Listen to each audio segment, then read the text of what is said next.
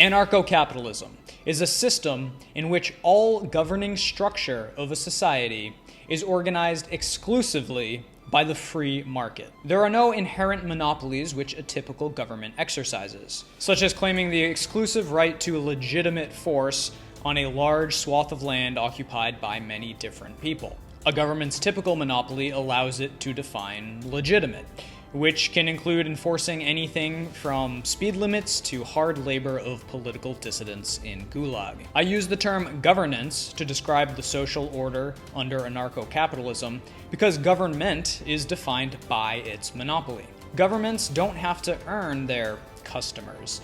They demand your money at the point of a gun. Under anarcho-capitalism, law is decided by supply and demand. For example, customers would want security, so they would buy crime insurance and hire guards.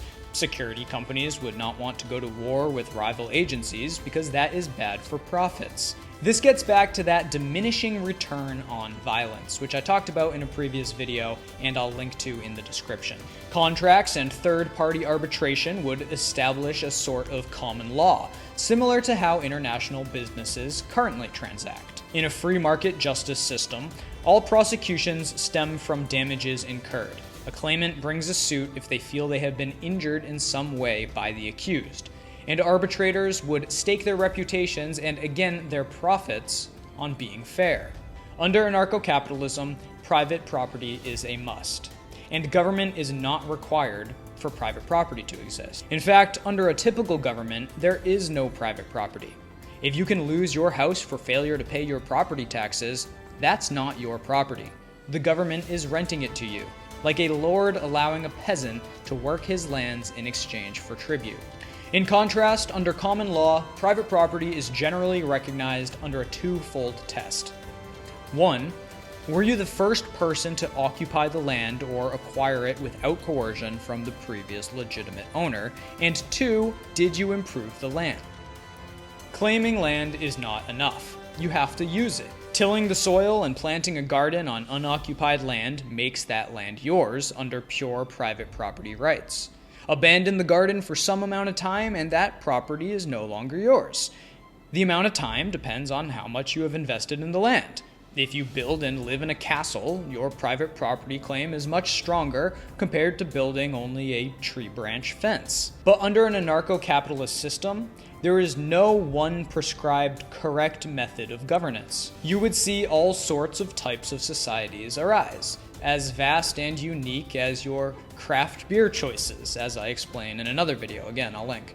City-states would operate with a typical city government structure. A bunch of hippies could occupy some unclaimed land and build their anarcho-commune. It will probably smell pretty bad, but as long as they don't force anyone else to starve with them, who cares? Another type of governing structure, which could emerge under the anarcho-capitalist umbrella, is anarcho-monarchy. A typical monarchy claims land that people, like lords and serfs, already live on. But anarcho means without rulers, and in an anarcho-capitalist system, those people could purchase protection. That means, to start an anarcho-monarchy, you would have to either build your monarchy on unoccupied land or get consent from every single individual on that land. Not just the majority, but unanimous consent that they want you to be their king. Let's assume you go the easier route and claim sovereignty over your own land, making you king or queen. You build a castle and a road and come up with some laws for your land that you think will attract productive, smart people to enrich your kingdom.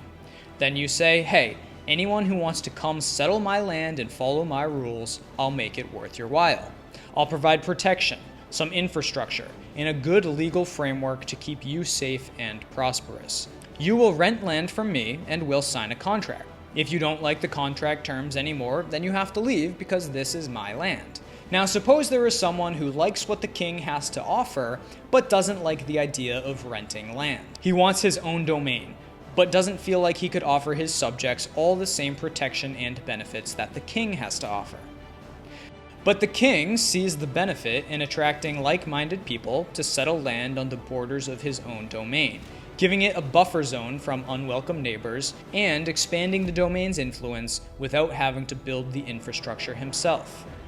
The lord contracts with the king to organize his land under the kingdom's laws and receive certain protections in exchange for a royalty. It's like a franchise. The lord opens up a vassal state under the king's banners, laws, and processes. So the lord voluntarily becomes a vassal of the king because he sees mutual benefit in the arrangement.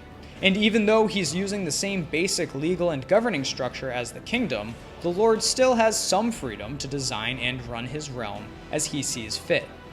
If there's ever a dispute between the king and the lord, they can simply end the agreement and the lord would become king of his own domain. The king won't try to violently keep this lord in his kingdom because that's bad for business.